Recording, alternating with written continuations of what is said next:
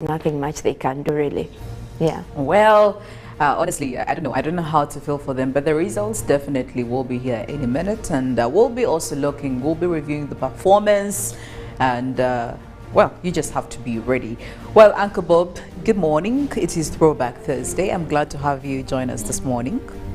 Good morning to you. Good morning, old folks. Good morning, Mollen, and of course our viewers. I hope all is well. Now, there are things I never do in my life, much as I'm so deeply rooted in my faith. I never attend Requiem Mass because I believe the prayers I make there have nothing to do with saving the person who has died unless they worked their way in a godly manner while they were still alive. So I never waste time going praying for someone who has already died because I don't believe that has anything it's going to change.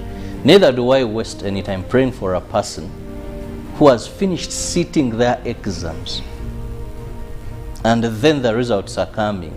And I'm like, we need to pray for these people because actually it is a done deal. If you are just thinking school, you go there, because senior 4 you're mature enough, I want to believe. You only reap what you sow. You had parents speak and speak, read, do that.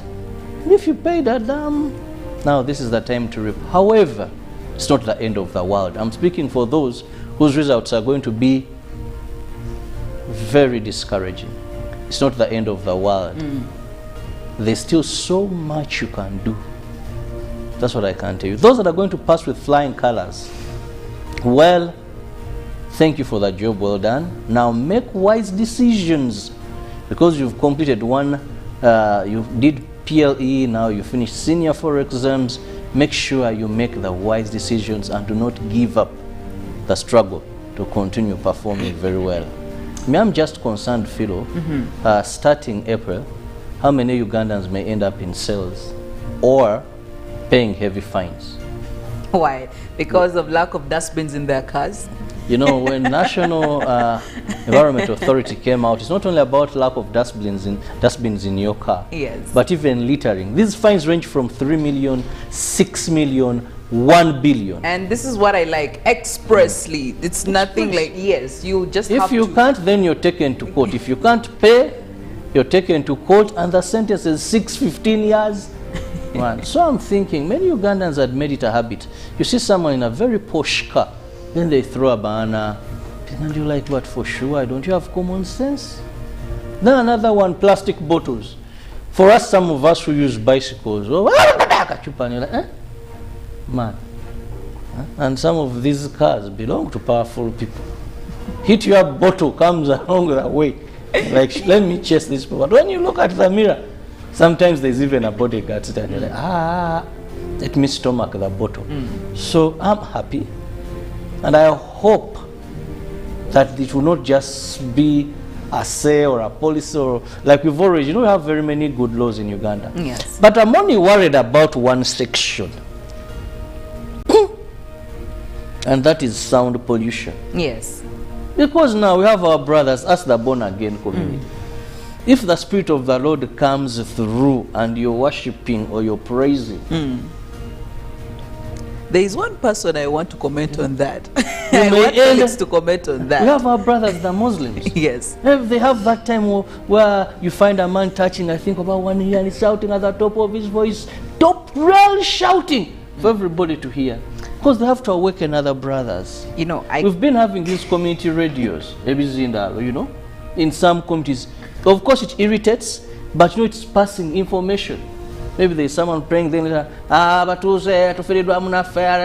so sound pollution, that bit of sound pollution is where I hope it doesn't bring trouble for us. I've never understood the dynamics of these prayers, and considering that probably the religious denomination where I belong to, I hardly hear that. So I don't even think I know what I can say about that, but I know Felix has something to say about that sort of worship. No, even Catholics, they have now. I guess, yeah, they do have the. I wonder, like, yes, it's okay for you to pray. Like, for example, brothers and sisters, the born again, it's okay for you to pray. But like, how long should that be? Because you imagine a church that is walking up early in the morning, they start their prayers, and they do it the entire day, the entire night. What is that?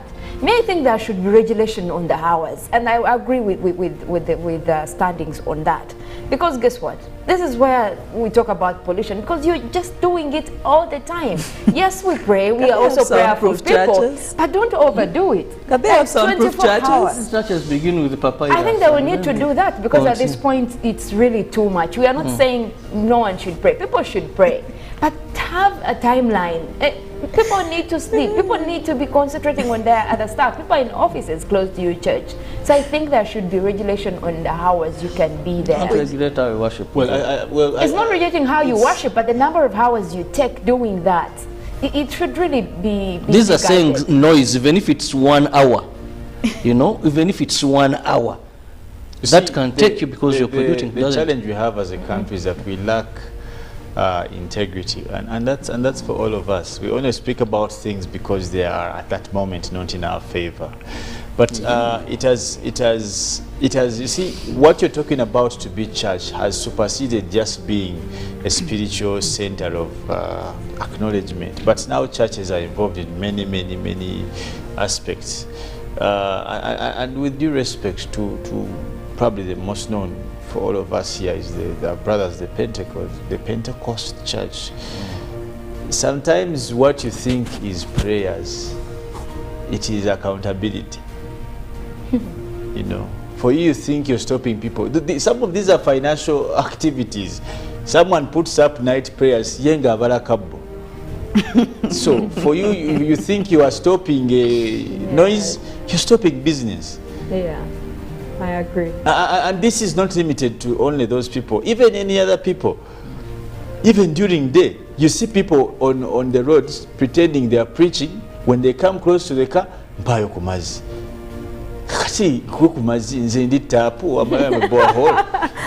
So yeah, because they are serving God. For you, what you see on the face, just serving God is enough to me. What are you telling me? I don't know. That word is transformation. I could even know more than you, and I've told many people many times, you people don't look at us here in ties and think the first places we went to we sought God before we came here. We can teach you more about the Bible. And I've challenged these some of them are hooligans. You're preaching, I mean, I've seen very many people getting into arguments by the roadside. If he's feeling thirsty and says, help me, you know what's wrong with that? But before you get there, prepare for the no, and that's just an example. Yes. And by the way, for those who are happy, sometimes if I feel that someone is saying something I understand, I can even tip from my own aspect of understanding. I know where I do my church. I know what my church requires of me.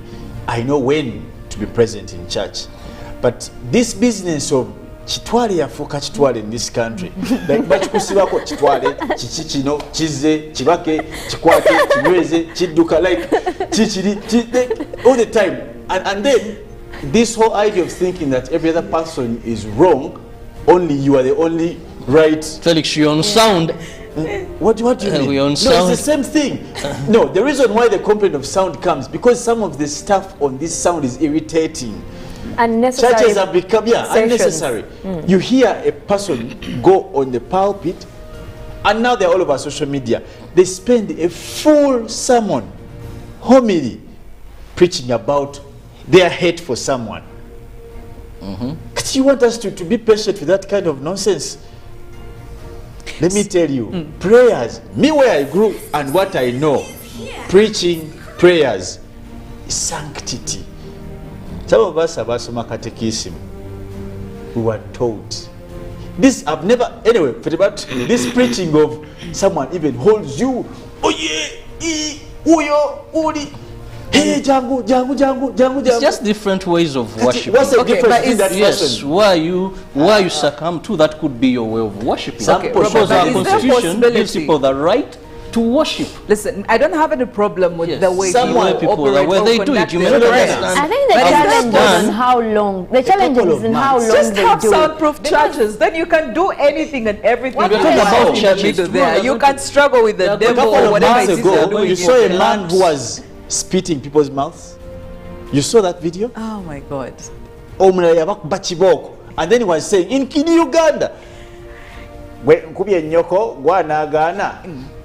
like, what the hell is, like, are we, It's okay, but in the soundproof, we don't want to know what's going on in there. At the end of the day, that's how it starts. That's how it sounds. No,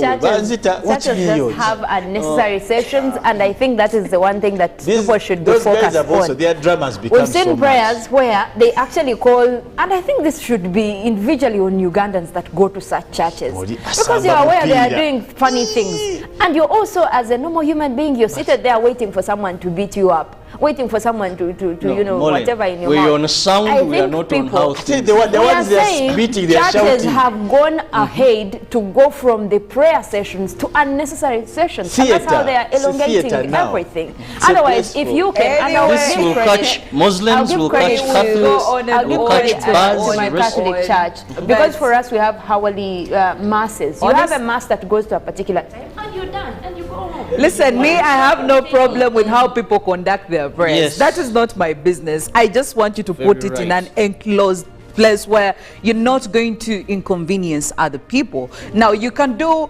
the mode of prayers. That probably should be a conversation for another day, because we would go on and on. But do some proof, because I've seen churches since, you know, right from 6 a.m. all the way, and there is too much noise. People in that area code cannot sleep, they cannot go up and about their businesses. Just go in with the soundproof, then you can fight with the demons in there when we are not hearing. We don't even want to know what's going on there. Just make sure you know, you contain the sound and the noise. At the end of the day, that is what we want the rest of the community. But we'll be looking into the local stories and the international stories. Robert, what do you have this morning? NSSF saga is what I have this morning. That's what I'm going to start with. Wonder has never ceased to end. Parliamentary Select Committee investigating the recent saga at the National Social Security Fund has continued to register more irregularities in the management of the workers' savings over time. As the committee advances with investigations, NSSF is fault for having given Uganda Clays Limited a loan, yet they were not making profits that may lead to losses. The NSSF management responded that the 11 billion loan investment has since not been recovered, although efforts are promising.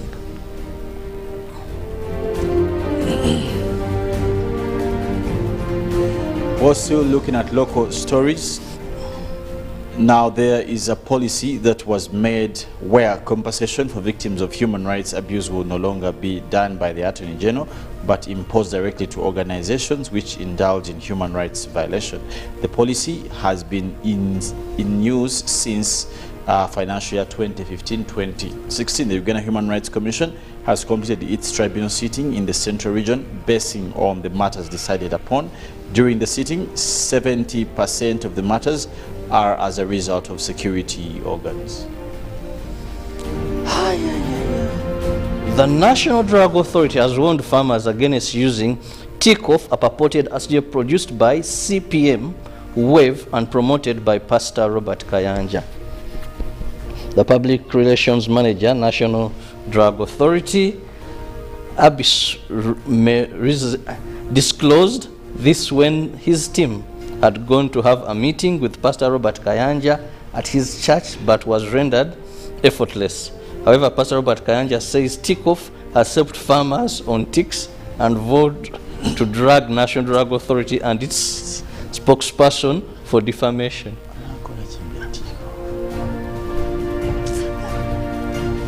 Renowned Kampala human rights lawyer Ameri Anthony is dead. Now Ameri Anthony, who was also the National Unity Platform who was also from the National Unity Platform, died in the United States, where he has been taken for treatment. Now, he last appeared in public after the Supreme Court dismissed the election petition filed by Nobs Kyagulanyi Ssentamu in 2021.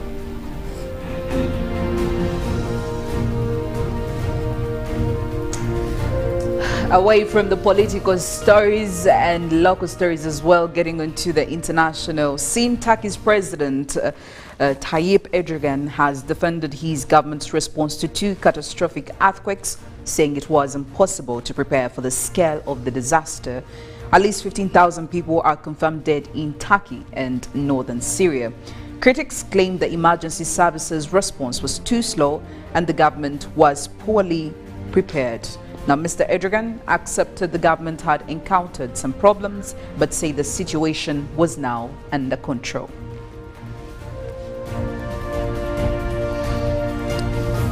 Well, some Twitter users were unable to tweet on Wednesday after the website experienced technical problems, and account holders received a message saying you are over the daily limit for sending tweets.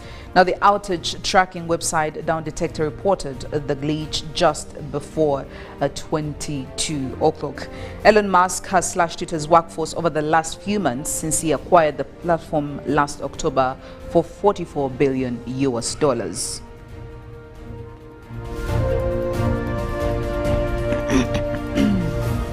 South Africa police has launched an investigation and appealed for witnesses following the theft of a corpse from a grave in northern province of Limpopo. A relative made a discovery on Sunday when she went to the cemetery to clean the area in preparation for the upcoming unveiling of the tombstone.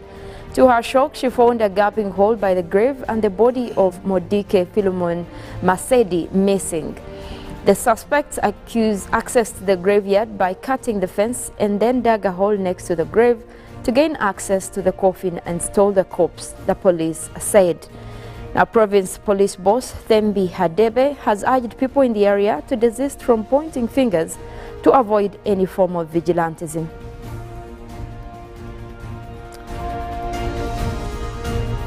And in another story, half of the wetlands in Europe, continental US and China have been destroyed in the past 300 years, with some areas including the UK, Ireland and Germany losing more than 75%.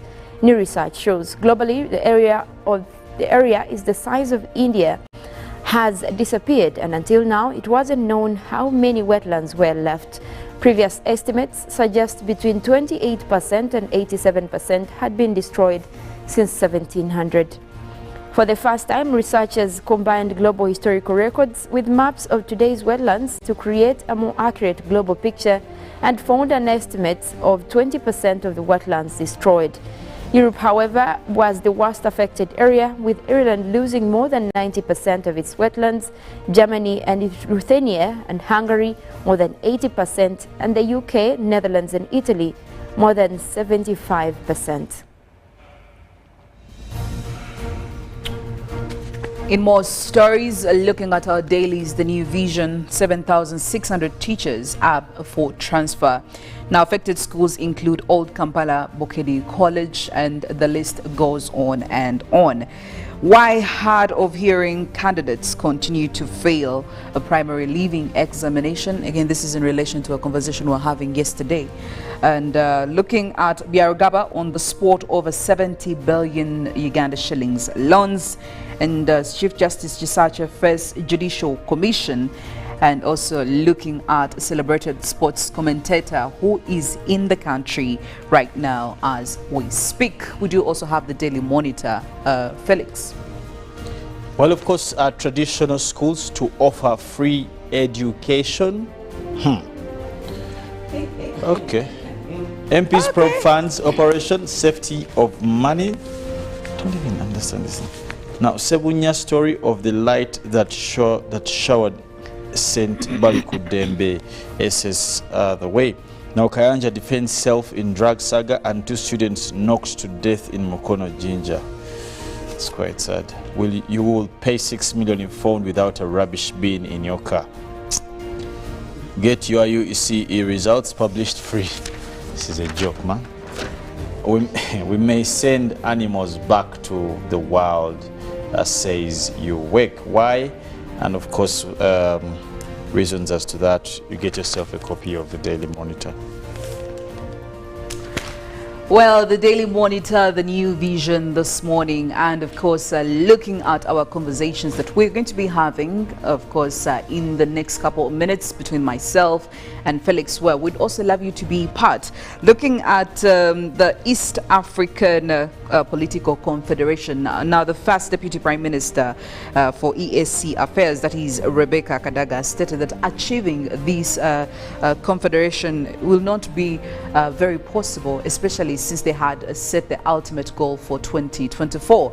And we would love to know, with all the challenges that are coming in, do you actually know the relevance? Do you know how important this confederation would be to its member states? So the poll question this morning: how significant will the East African Community Political Confederation be to its member states? What do they stand when it comes to achieving from this confederation? Let us know. Get onto our socials, Twitter, #UBCGMU, and use our WhatsApp platform 0709 602 592. And while at it, it's also very necessary to listen to Robert here, spreading the health gospel. Talk to us. Well, at just 1,500, you can get yourself, hallelujah, banana juice, hallelujah, jingati, and hallelujah, tamarind drink.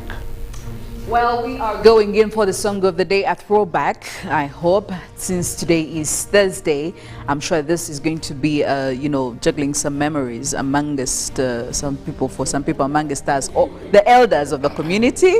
And when we get back, myself and Felix will be talking more about this ESC Political Confederation. Good morning.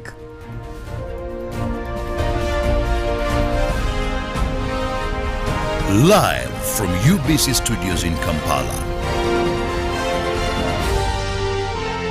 This is Good Morning Uganda.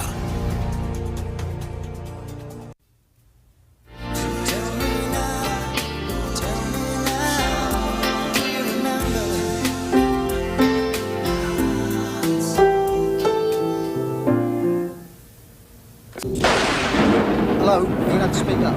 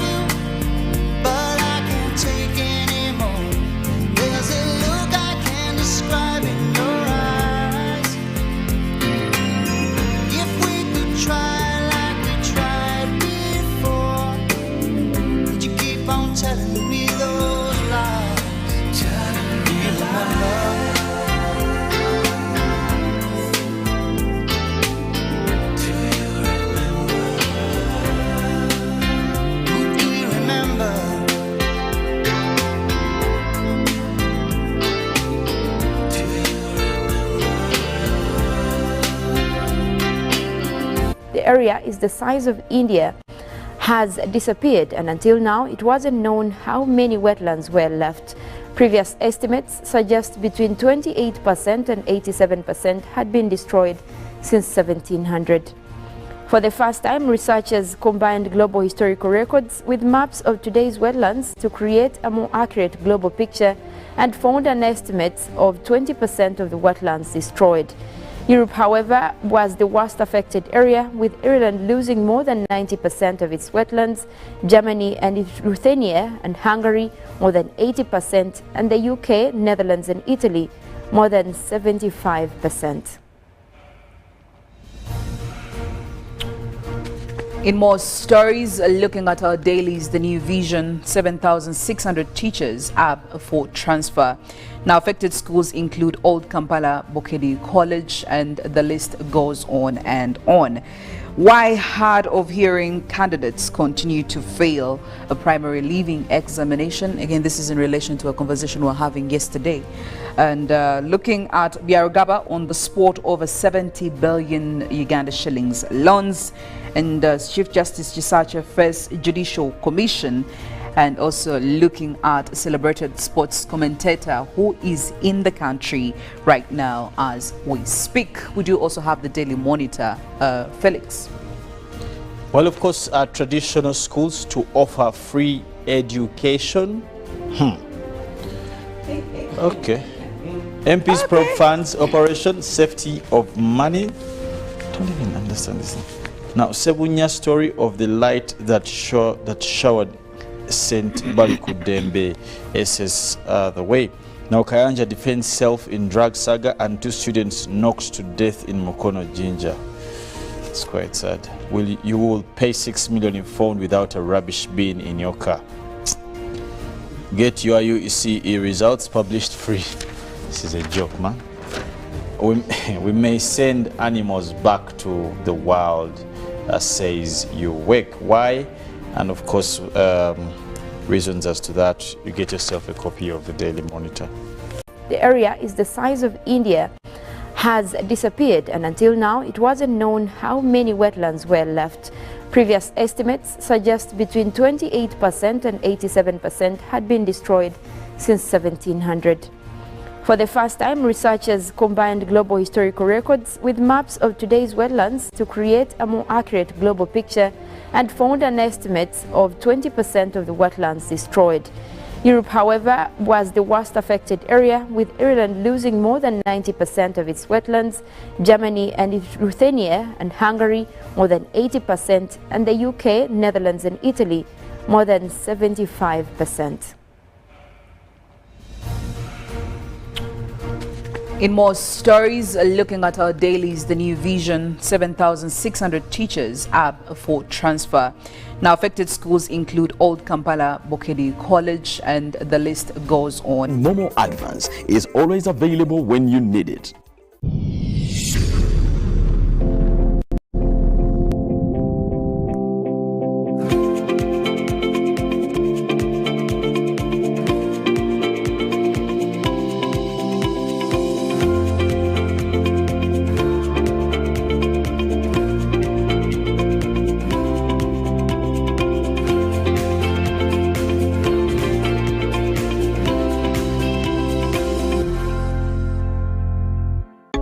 Affordable 4G smartphone in Uganda from Airtel. Now heavily discounted from 250,000 shillings to 150,000 shillings only. Yes, 150,000 shillings only to keep you connected to your loved ones. Dial *175*94# to activate free 1 GB instantly and 100% double data on all weekly and monthly bundles for 3 months. Get one today while stock lasts from the nearest Airtel shop. With Airtel, the smartphone network.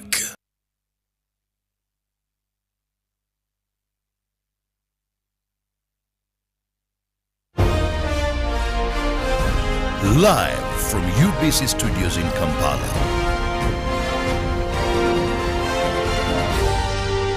This is Good Morning Uganda.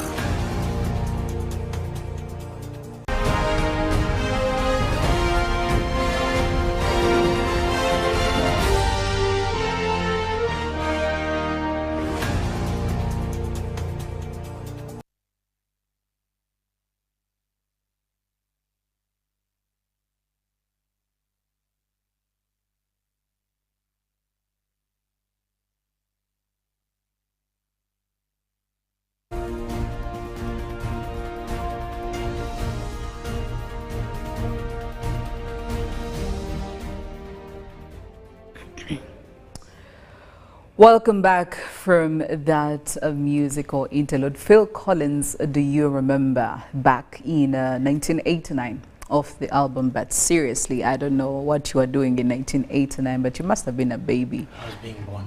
Oh, okay, all right. Yeah. Well, and if you know Phil Collins, he was such, I don't know if he still is, quite a distinguished drummer, especially when he started back in his musical group Genesis before, you know, he branched off to do his solo career. So the man with his voice and his drumming skills clearly put him somewhere. Well, welcome to the GMU Newsreel this morning. My name is Philomena Mastiko, and I have Felix Nkonda. We're going to be talking about something very key, important when it comes to East Africa, the East African community, the very many things we would love to do as a bloc. And of course, one of them is actually having the East African Community Political Confederation. But also in some more saddening news, I could say, the first Deputy Prime Minister and also the Minister for the East African Community Affairs, that is Honorable Rebecca Kadaga, stated that achieving a loose ESC political confederation by next year is going to be impossible. Now, if I may take you back, partner states had actually set their aim at achieving this confederation by 2024, as they did continue with rigorous internal processes to harmonize on a political confederation in the time. Now, you'll be wondering and asking, why is it very important? What is the necessity of having this confederation? Now, under Article 5, Section 2 of the treaty that established the East African Community, political federation is the ultimate goal and the fourth step after the customs union, common markets, and monetary union. But look at us, something that we were supposed to be achieving in 2024, we may not necessarily be able to achieve it by then. And again, this brings us to the poll question this day.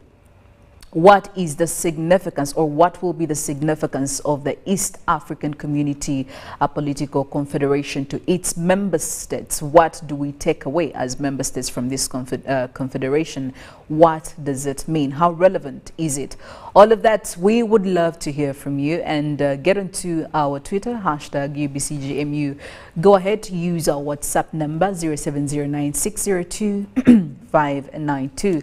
Let us know how we stand to benefit from a strategy like this. But maybe starting from this, what is the EAC Political Confederation? How would we define it? What does it entail?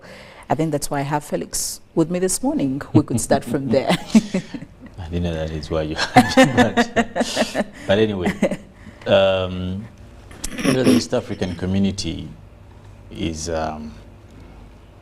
literally a regional bloc that does have qualified composure of the member states initially, that used to formulate a tripartite front, but later on has stretched far, in addition to countries like Burundi, Rwanda. Most recently also added Sudan. Before we knew, we were in bed with Congo for the same matter. And there have been discussions also to extend our relationship to Somalia. So that is purposes of geographical appreciation. However, even as you approach the aspect of the political integration, you may want to understand the bedrock of the East African Commission by causing assertion that the intentions that covered the minds of the then formulators, just to mention but a few, the likes of the late Nyerere, Kenyatta then, and of course Obote then, was that the populations of the three countries earlier then were not more than 20 million for each of the countries. Yet there was vigorous and much production and need to economically grow for all the countries. So and of course also to answer what we call political threat and maintenance of boundaries for each of the countries, they thought it would make sense for them to come together and share a lot of things. And indeed, this was realized, because out of such a merger or a marriage, I don't know if it is still a marriage when there are three parties. Yeah, I don't know. We'll find the right term for it, but it's some sort of marriage. But they're coming, indeed, some sort of marriage. But the coming together of these three states ushered into place very many ventures. One, like the East African Railways. That is one. We had the East African Development Bank. There was the cooperatives. There was the textile, just to mention but a few. And this was indeed the need to realize the East African community. The community has grown consistently from all these various, and it has had various manifestations. In fact, at some point it was even wiped out. If you remember keenly your history, at the time when we had His Excellency Idi Amin Dada, because of the way he had taken power and the clashes between him and Nyerere and later on his counterpart in Kenya, even calling them women and all these funny things, the existence of the community would not be relevant or upheld. Why do I bring that example? We shall need to refer to that later on when we get into the concrete discussion of the purpose and need for political federation. Now, the absence of political relativeness and compromise in the region then caused the extinguishing of the East African community, because there was no political tolerance in between or amongst these members then. Of course, the community has gone through various and rigorous changes. There's been an enactment of a new law, the East African Community Treaty, which came into place. Thereafter, we had additional protocols, or what you want, various protocols. The one on customs, trade area, free areas. We had market areas, which all of them have been, even the political one, monetary, all of them have been triggered towards recognizing a unified area space of free operation, where the space is unified, yes, for all the members in these various states to operate uniformly. Now, that's why the realization was appreciated to be a step by step. Targets were set, goals were set, but most importantly, and this is where the gist of the conversation comes in respect to what Honorable Rebecca Kadaga said. Yes. There was need for all member parties to service or fuel their individual obligation towards the community obligation. That is very key. That the realization of a purposeful and relevant East African community is anchored or lies in how ably do the member states facilitate their individual mandates before they towards yes, the community. Now, I may skip a discussion about the customs union, the treaty. I may skip about the financial. I may skip all those and go into focusing onto the political. What is the intention of having a political federation for a well-thought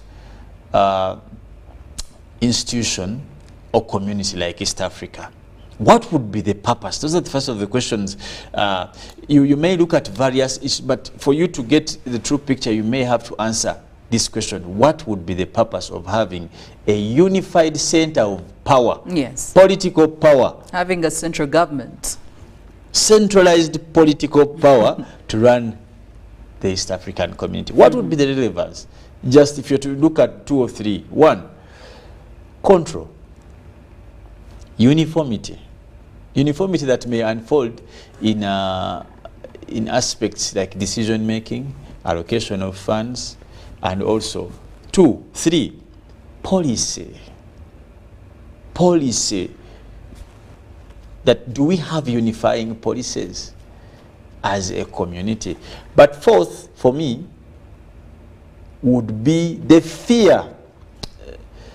Actually, that will discuss. But about why would the 4th one would be the need to consolidate power, and that's the biggest challenge of some of these communities, majorly East Africa. The other question as I cross to the challenges, and which will cause a big discussion, why Honorable Rebecca Kadaga says it may not be achievable as we expected. One of the biggest challenges faced by the East African community up till today has been the non-existence supreme power of the community, or if you want to say it straight outrightly, the still emerging or the still lingering power that comes with sovereign states, member states. As long as all states, member states in the East African community have retained their sovereign powers, the East African community may cease to be purposeful or useful. And I can give you various examples. If what is decided at the East African community can and may not be taken up or domesticated by a member state, do you think then the East African community may still make sense? We spent about 3 years with our borders closed with one of the member states. I don't know if you remember that. Yes. And even up till today, there are still ongoing talks, because some of the parts of opening and what have not yet been fully realized. Now, that is what I'm talking about individual sovereignty of the member states. Yes. You may not be able to consolidate or make states, like what are you willing to give to make a member state, for example, Kenya, submit its political power to the central? Because when it comes to a political confederation, I do understand there is need for a central government, but also member states need to run their internal affairs independently. Now, isn't there a gray area between these two? Exactly. Yes. You cannot want to centralize power, yet you want to keep some. I can give you, it is done when you go to United States of America. You see the states have governors. Yes. And they enact their own laws, which could be different, like in various states in the US, a few that I know of have been to, you'll find some have accepted use of drugs like cannabis, like various, and others have not. So there's that semi-autonomous appreciation. Actually, some of them do not directly concur or benefit direct. They collect their own taxes, they have their own what. But how that is a system they have formulated and come well with. But a country that is celebrating 65 years of 60 or 50, how many years of independence, how do you turn that to a point where a country has to submit to another authority? Yes. The indifferences of East African countries have grown by far lately. There's been a tremendous growth and space between political fashion and style, and that is quite evident. Now, how do you consolidate that to make good and have a federation in terms of centralizing political matters? Because what influences every other thing is politics. Let's not be shy to say. It's always politics. Yes. It is going to influence the economics, it's going to influence the social economics, the cultural economics, the religious economics, like all these kind of economics. So how much are these member states willing to submit in terms of power, political power to the center? Look at the East African community in terms of the EALA, the Legislative Assembly. Yes. Look at them. How much power do they have? Because this is now like the centralized body in terms of legislating. This would be something, it would give us a semblance of the picture of what we can expect if we are discussing political federation. But you may want to stretch also far and say, how have we scored in relation to the various treaties prior? Because the realization was supposed to be upward, not up to down. Was supposed to come from the lower part, appreciating step by step, how far have we done with the integration in terms of the customs union? How are we performing in terms of free trade markets? When you go to Kenya most recent, I think they have put in place a very funny policy about employing foreigners. It's not very easy to get a job now that side. Yes. I have very many testimonies. Kenya and Tanzania as well. Kenya and Tanzania. Yes. And Tanzania has also did jump on the bandwagon of that. But when you come to Uganda, how open is it? Go to Rwanda. How able are people fitting in the system? Rwanda is crossing from the Francophone to the Anglophone. Congo is entirely Francophone. You're talking about political federation. I think there's a lot that still needs to be consolidated. Now Sudan. Now you're talking about Somalia. We don't even know what language Somalia, the official language of Somalia is. I don't know if it's Arabic. Well, and these language, you may look at it loosely, but it's a great indicator on how integration can happen. Because communication is the only way people can exchange ideas, cultures. Now, if you go to the extreme, a country that has been under the backing of France, then you bring countries that have been. All these have their own gymnastics in terms of politics. So, are we ready to take on this and crash, mingle? We shall sort ourselves from there? Or do we need to prepare better and set sensible timelines to the effect? Well, while we are still on that, maybe again just to remind you, during the 20th, I think there were the 20th Ordinary Summit of the ESC Heads of State, which was held in Tanzania back in 2019.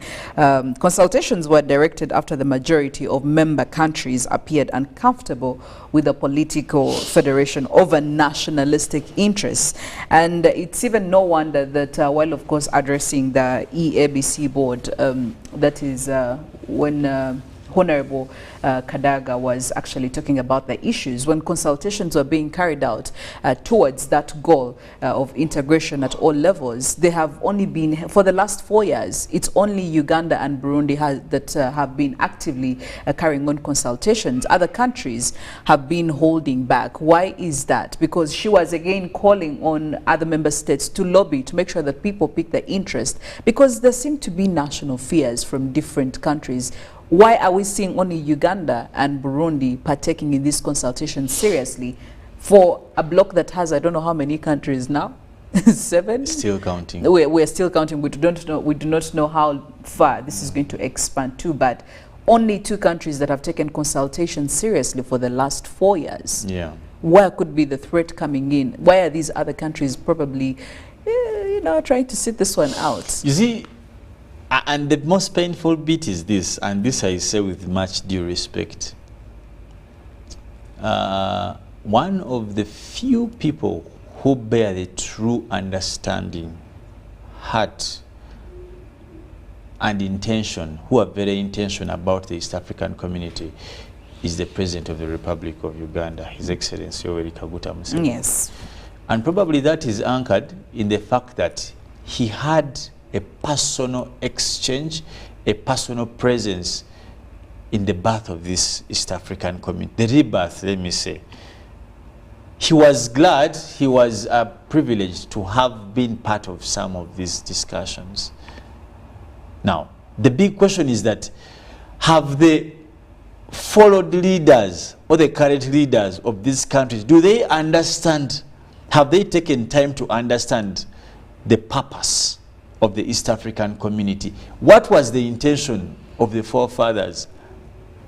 I think the president is struggling with making these people understand. Yes. Some of the leaders could be passive, like we are anyway there, but like they're passive. Yes. Because you're already there. What do you do anyway? I found my country part of it, but now I'm in charge. Let's just swim through. We may need to make different states re-understand the purpose. But away from making them understand the purpose, do we have the evidence?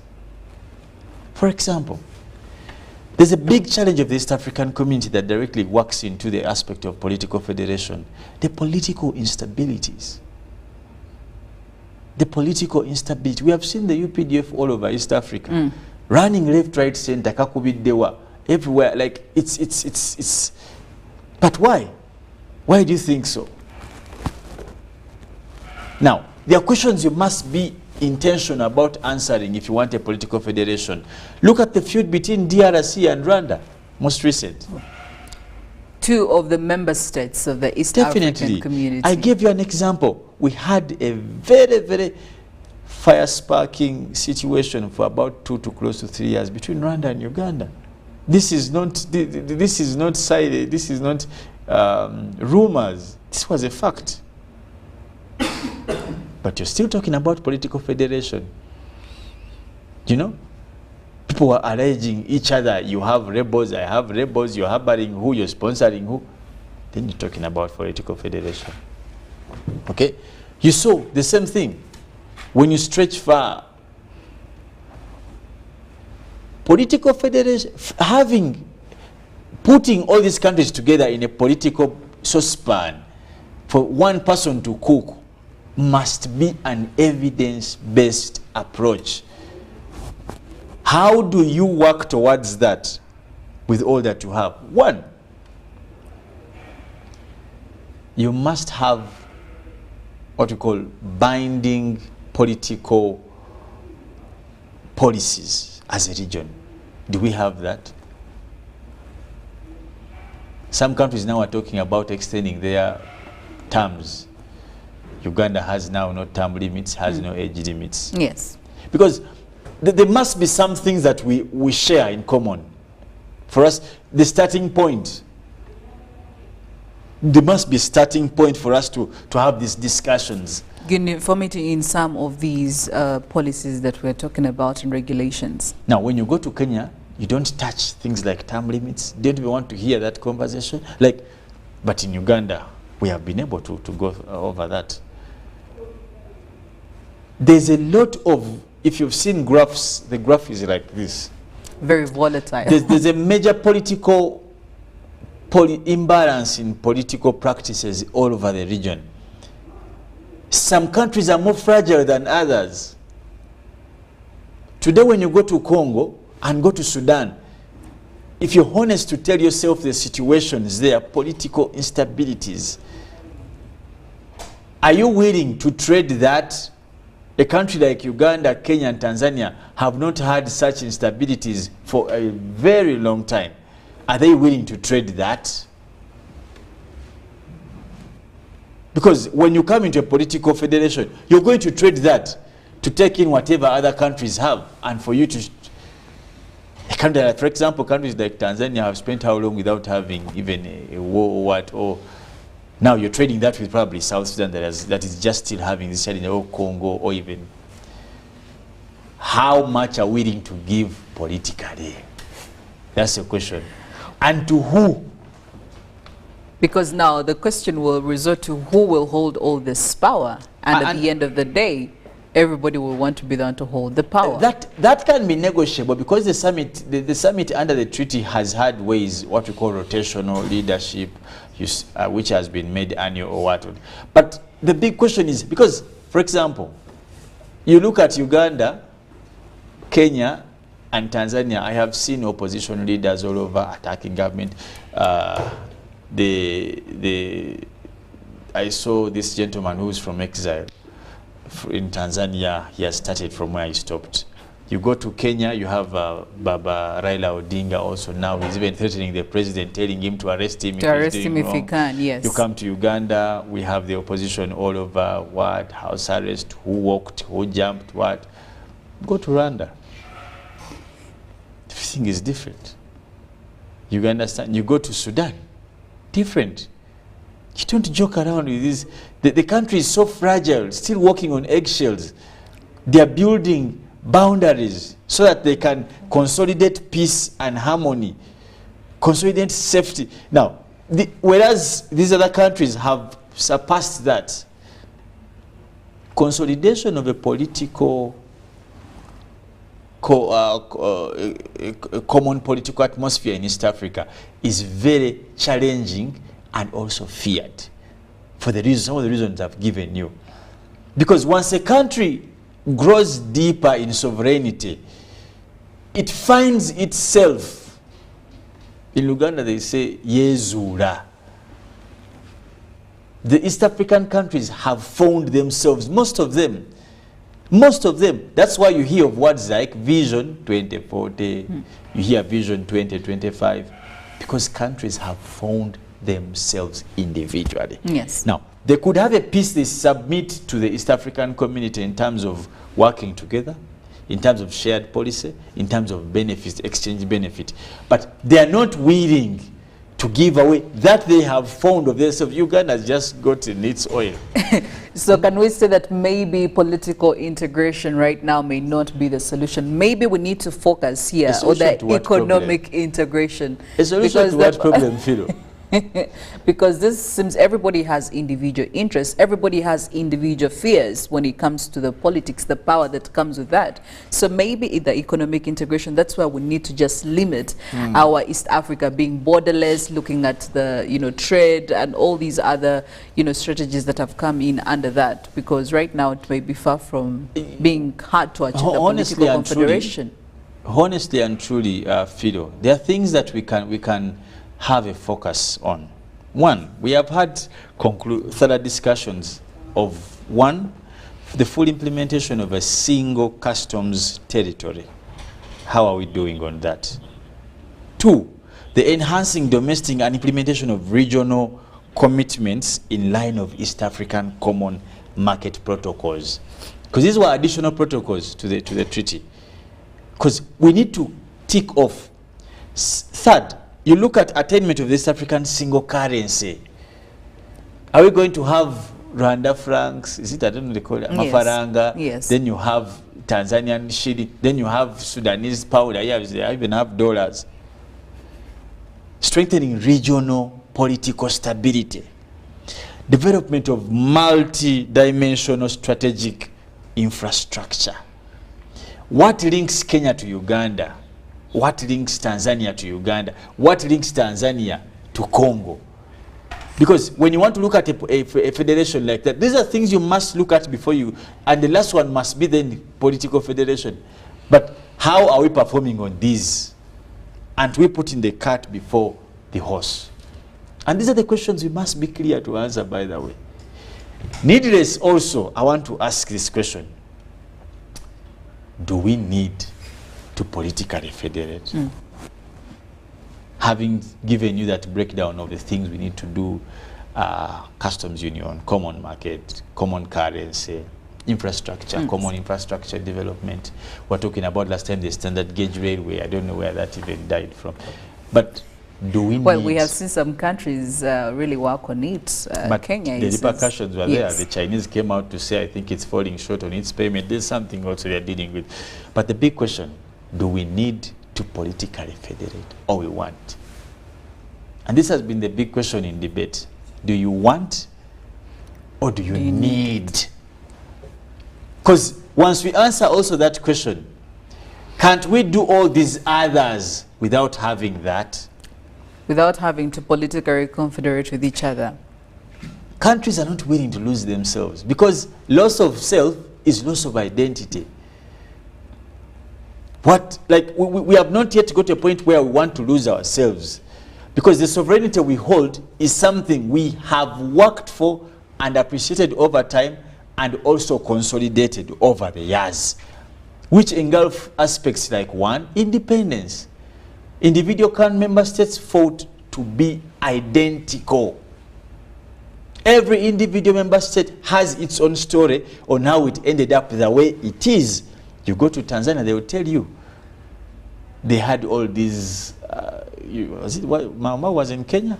It was in Kenya. Yeah, they go to Kenya. They have the Maji, the Mau Mau. All these relate to the purpose of individual sovereignty, and that's the pride of a state. That from processes like ABCD, then we had for example, when you come to Uganda, they will tell you it's a long story. The independence, we had the kingdom. There's all this history. I've not heard of many. You talk about how the will to diffuse culture. How will you answer that? Countries like Rwanda have a very, very, very personal history in terms of how the country was formulated, relating to the various genocides. I think twice they faced the same challenge of the clashes between the Hutus and the Tutsis. And that kind of history is what has formulated who they are today. Are they willing to lose it? Well, we do have a poll question. How significant will the East African Community Political Confederation be to its member states? How significant will the East African Community Political Confederation be to its member states? Get onto Twitter, hashtag UBCGMU, and WhatsApp 0709602 there is one viewer here who is saying the East African Confederation is actually there in words, but on ground some countries are still hostile to non-citizens, so it's far from being achieved 100%. Well, let us know, and we need to, of course, continue doing this. So, Felix, should we just forget about this confederation? Should hope start going lower and look more into the economic integration? Because clearly it seems we can do well with the economic integration without having a political confederation, to make sure that country or member states do stay with their identities, like you did say, and member states just look at the economic part, although, of course, some economies are still struggling up here and about. But this seems to be a moment we can thrive in right now, as opposed to the political confederation, which I do believe personally is still a big challenge and we are far from achieving. Yeah, well, I think we just have to cut a piece of a cake that we know we shall eat. It will be very sad for us to jump into a federation later on that will cause another turmoil and loss of identity, or killings and attacks. Break down the little that we have built. Yes. And built individually. I may want to add that. The reason why I told you the biggest challenge of the political federation is the presence of a very rich identity for each of the member states. We can be East African members, but I can be a member as a Kenyan. I can be a member as a Ugandan, a Tanzanian, a Rwanda, Burundi, Congo, Sudan. However, how about we focus on strengthening the full realization of interstate relationship? That's the big challenge. Before we talk about this, how about we focus on consolidating a good member state relationship in terms of governance? We can start with making agreement about style of leadership in various states. For example, if East Africa is a community that respects its member states, or for example, if desires well for well-being, we may agree on a particular standard, political practice standard, and say every member state must have term limits. We can start there. Okay? So, that would mean that no member state is going to violate a consolidated law of the community. Yes. Because they will appreciate it, the whole that's where it starts. Yes. Because if there is actually a goodwill from member states, then we should start on some of these binding political policies. We can start there. That secondly, no member state, and these things away from the international conventions, you can say no member state shall probably remit this particular amount of money to health. We can say, or all member states of the East African community must realize remittance of a particular amount of money to education, to health, to infrastructure. Because we have a common ideology, something we are looking at. Look at infrastructure, fashion and style. We can agree that no East African community shall have, for example, look at the road policies. In Tanzania, there's now a speed limit. Last time I was in Rwanda, you can't drive man above 80 kilometers per hour. Like that, yes. There are robots everywhere, there are cameras. That's why you look at the road carnage there, it's very less vis-a-vis Uganda. Rwandans won't die in Rwanda, but they'll die in Ugandan roads. Tanzanians won't die in Tanzania, but they'll die in Ugandan Is that a community? Is that a community? You get the point? Yes. When you go to Kenya, everything, we must deal with the indifferences, and that's the starting point. The member states, the members of these member states must feel, when they're in Kenya, they must feel like they're in Uganda. When you come to Uganda, it shouldn't be different. It shouldn't be different when you go to Congo, and these are the starting points. I think let's focus on the things we can start with to make sure that we create a general feel of the East African community. But everything is different. When you go to Rwanda, it's a different world. You go to Kenya, totally different. You go to Tanzania, different. And yet you these come are all to East Uganda. African countries. So, and these are the baselines. You cannot speak about the various federations when there are lots of differences in terms of the legal policies, legal regimes, and the political fashions and styles. In Uganda, we could be putting on Gomesi politically. In Tanzania, they are in mini. In Kenya, Badibambarabu party. Like we must have a well-organized approach. It can be systematic. It doesn't have to be a throw at once, but we can appreciate. And I'll give you new measures, examples where they can start. One, agree. No member state probably shall not have term limits. Every member state of this community, and that's a qualification. So then you will see some of them run away. You'll see some members say, well, we are better off without the... That brings us to the end of this morning's discussion. Before we move on to the next thing, looking at our papers and the Daily Nation, Matiang'i under police siege. And Azimio leader Raila Odinga and the former minister's lawyers rushed to his home. And they're giving you Raila calls Azimio crisis stocks. New NSSF rates will hurt workers, says employers lobby. And looking at the Citizen, meet standards to operate government, tells Elon Musk. NSSF yet to find buyer for its multi-million-dollar project. Government faulted for failing to table amended media bill.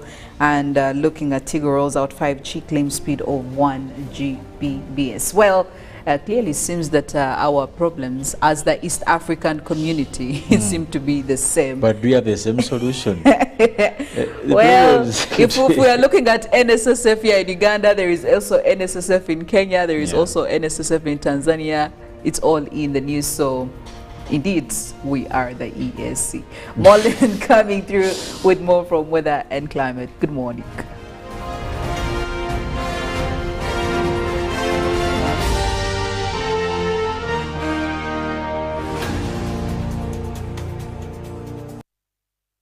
When you talk about our motherland Uganda, the Pearl of Africa, you cannot fail to smile because of the smile that fills the faces of the citizens. Our nice good weather and nature that sustains us all, that enables us all to continue each in their own way because we are all different even according to each individual's work. But what joins us to become one person is the sweetness from the flavored drink Alleluia Jingati drink and Alleluia Tamarind drink. The flavor that quenches your thirst while at the same time treating and healing your body because it is 100% natural. Enjoy the drink that has got the tamarind juice in it. Made by Alleluia Reflexology, Healthy Solutions and Nutritional Research Center Limited. Get yourself a bottle of Alleluia from all shops around. Every waking day is a reminder just how beautiful this, our land, truly is. The kind of beauty that you can only find here, in the lush green all around us and the wondrous sights within. It's in the distinct aroma of our cooking to the taste of food that takes you on a journey, in the sound of homecoming and the sound of Mother Earth, in the magnificence we find on our travels and the exciting moments we experience. Ours is the kind of beauty that comes in all things big and small. All we have to do is awaken our senses and truly enjoy what's uniquely ours. Explore Uganda, the Pearl of Africa. My name is Charles Peter Maiga, the Katikiro of Buganda. It's very important to groom and nurture our children into responsible citizens. But that doesn't mean that we got to beat them up, got to hurt them, I think we need to groom our children into people who have self-worth. That will enable us to have citizens who will be responsible and who will also look at violence with disdain. Because a violence-free childhood is everyone's right. Raising voices.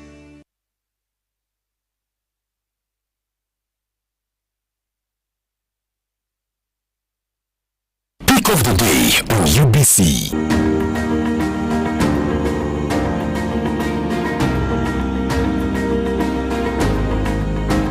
Was brought to you by Gatawa with MTN Momo Advance. Momo Advance tops up your Momo to complete your transactions. Dial star 165 star 5 star 3 hash to apply. MTN Momo Advance is always available when you need it.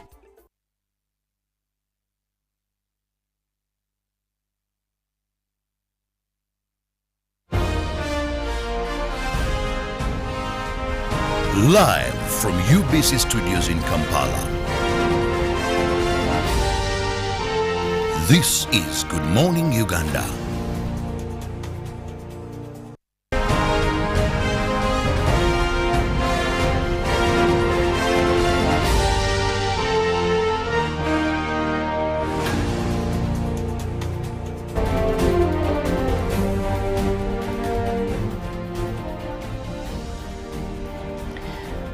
Good morning, Uganda, and right now we want to take a look at the traffic situation on the roads. We'll be getting into the Kampala-Jinja Highway. If you're coming all the way from the side of Nakawa, Chinawataka and Ntinda, you might want to look out for some of the roads that are easy to use this morning in terms of traffic. We're looking at mostly if you're coming from Nakawa, there is quite a stiff stretch of traffic right there as you head towards the Ntinda road. So that is one that could actually slow you down, so you need to prepare for that. But also if you're joining the Kampala-Jinja Highway using Ntinda Road from the upper side, there is a bit of traffic just towards the main highway, but otherwise for those leaving the highway towards Ntinda, that road seems to be quite clear for this morning, indicated by the green lines right there. But we're also looking at more as you move further towards Katalima Road. It looks like that one is also quite clear for those leaving, for those joining the highway.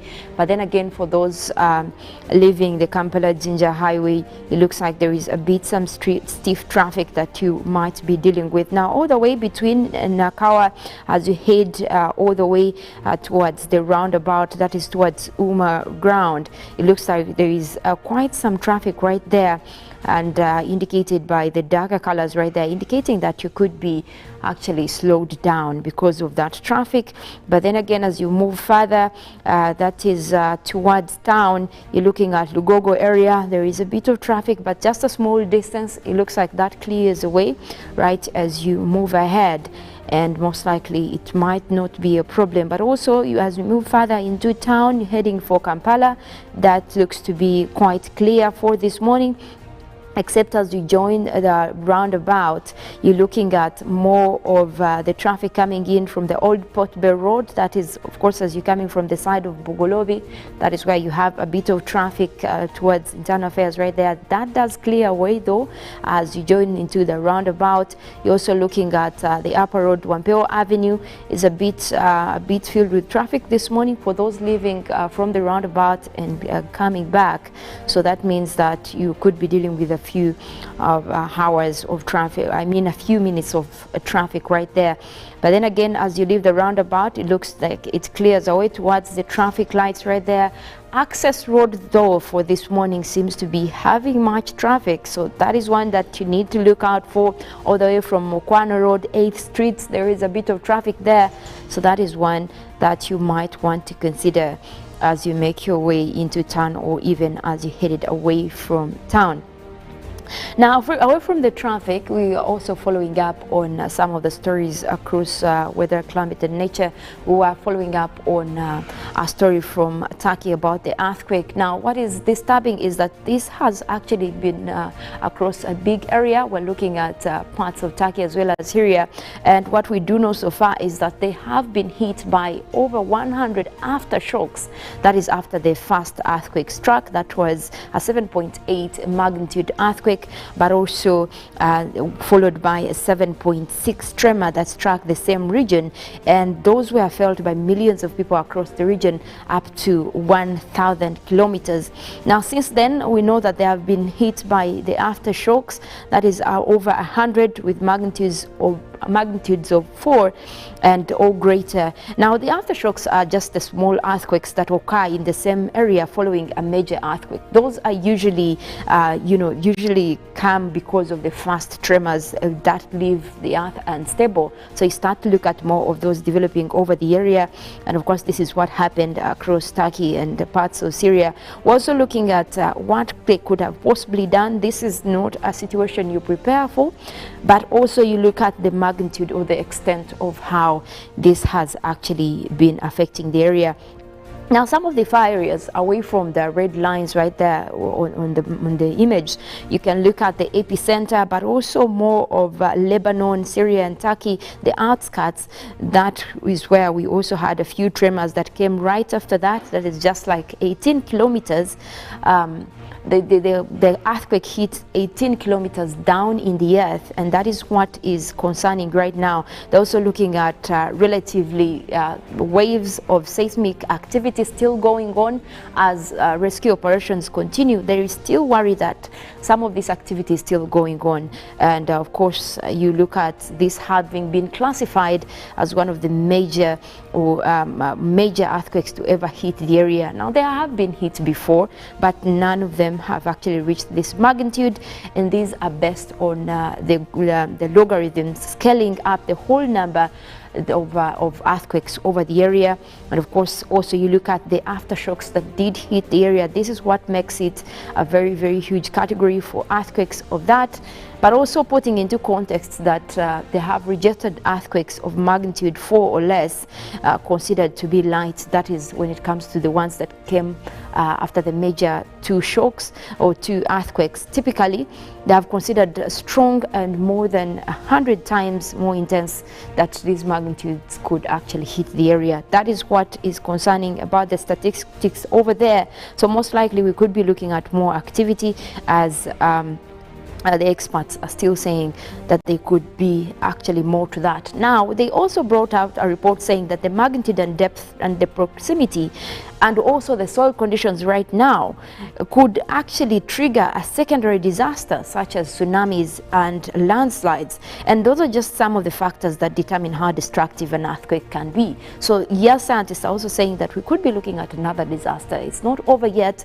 We could see tsunamis, we could see landslides, because now this has left the whole area unstable. And of course they are looking at the strongest earthquake in Turkey since 1999. That is how far it has been. And of course looking at the southern parts of Istanbul, that could be mostly hit. Now we're looking at a death toll as we talk of over 17,000.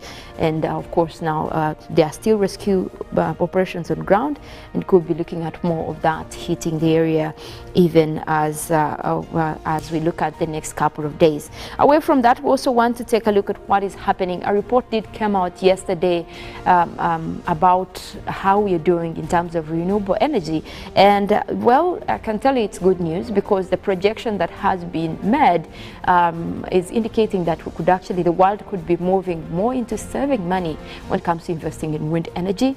And this is something that Europe has followed up. This is something that the US has also invested in. Well, we are yet to see more countries step up. Now yesterday also Poland did secure funds from the EU fund that is towards making sure that they also have investments in wind energy. That is encompassing much of what people have been doing, or what countries are doing, into making sure that we move away from the planet warming gases, and of course the emissions that do come with fossil fuels. Now, renewable energy has pushes with getting rid of emissions. We've reached that tipping point, yes, but at least there is good news as more countries are investing in solar production together with more nuclear electricity. Right now we're also seeing more countries that have stepped up. Germany has been on that line, but Russia has also been a leading part of nuclear electricity, which actually doesn't have much emissions to the atmosphere. So that means that we could be looking at more years of curbing emissions. Now, the International Energy Agency said yesterday that they could be curbing emissions to impact a greater energy use when it comes to investing in wind and solar energy, and that is something that will move countries away from using fossil fuels, and of course dominating growth globally with supplies of this. They also gave in the same report the costs of how countries could adapt to that. Because first you look at the examples of the countries that have done this before, and you look at the cost it has actually put across, so meaning that more could be joining in. Now, China has also joined the queue, and in the report that also did come out yesterday, they are showing power lines that have been created in the Guangzhou area, but also the Zhangzhou, Hebei province of China, where they have specifically put up power lines, especially into making sure that they're able to curb the use of fossil fuels or even moving further to renewable energy. And that is how far people are going to make sure that we get rid of the climate crisis. That is when it comes to investing in more clean energy, making sure that people are able to use that. Now, we also want to take a look at the weather over Uganda, and the satellites are indicating mostly cloudy weather starting off over the islands of Lake Victoria. We're so concerned about some of the rainy conditions that could be developing from that system. It looks like that is actually headed mostly westwards towards the western area of Lake Victoria. We're looking at areas of Mastiko where we could be having rains later as the morning progresses, but also looking at that system that is still going over the area. That is indicated by the red and orange line colors right there, indicating a rainy system that will be also moving westward. So we could be looking at much more of that, bringing rains towards the western area, but also southwestern Uganda. Now, also there is one that is coming in from the islands of Lake Victoria that is headed towards areas of Kampala and Tebe. It's already hitting Kalangala Highlands as we speak, and that is also heading all the way towards areas of Wakiso. We could be looking at a few rains coming from that, but for now it's basically cloudy conditions over the area. We do expect that that will grow, and again more systems might redevelop in the afternoon for that area. Also, we're looking at more cloudy weather for midwestern Uganda and southwestern Uganda. We're looking at Fort Portal right now as we speak. We do have cloudy conditions indicated by those white colors right there, but also still we're waking up to another warm and sunny morning for northwestern Uganda, parts of Arua.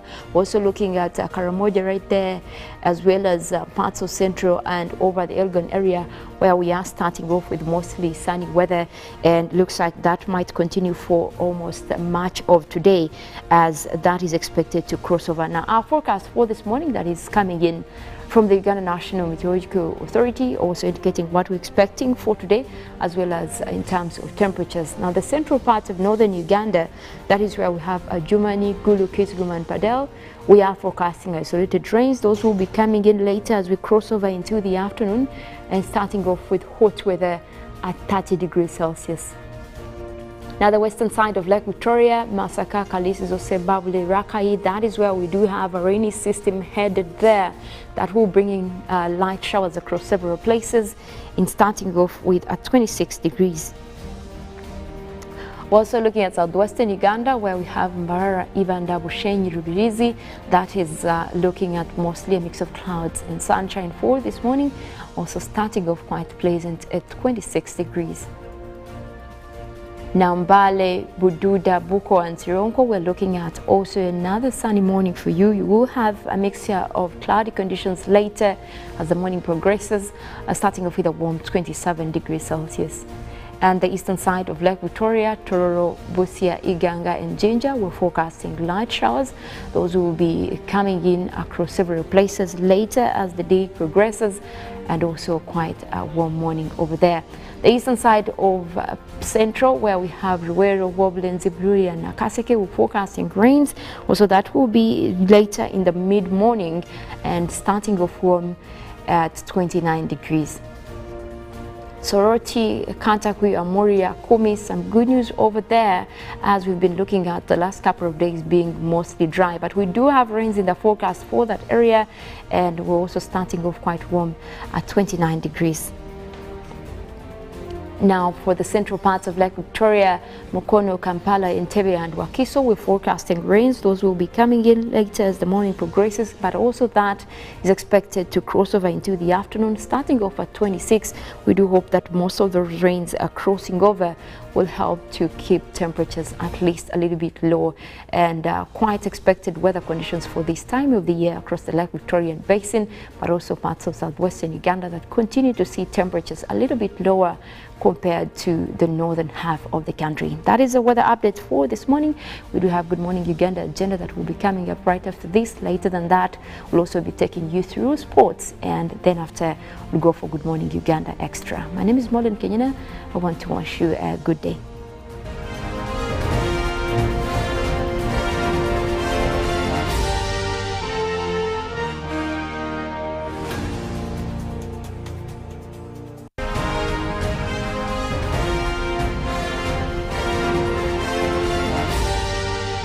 This is Good Morning Uganda. Pick of the day on UBC.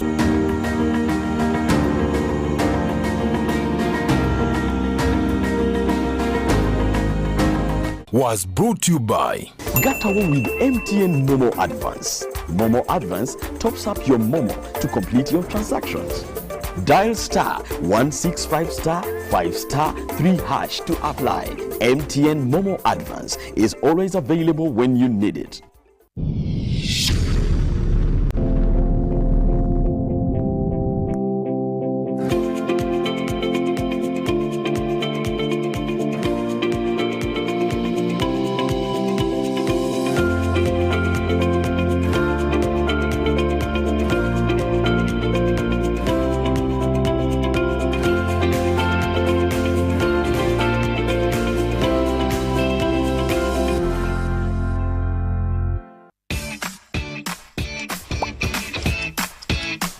Welcome to English in a Minute.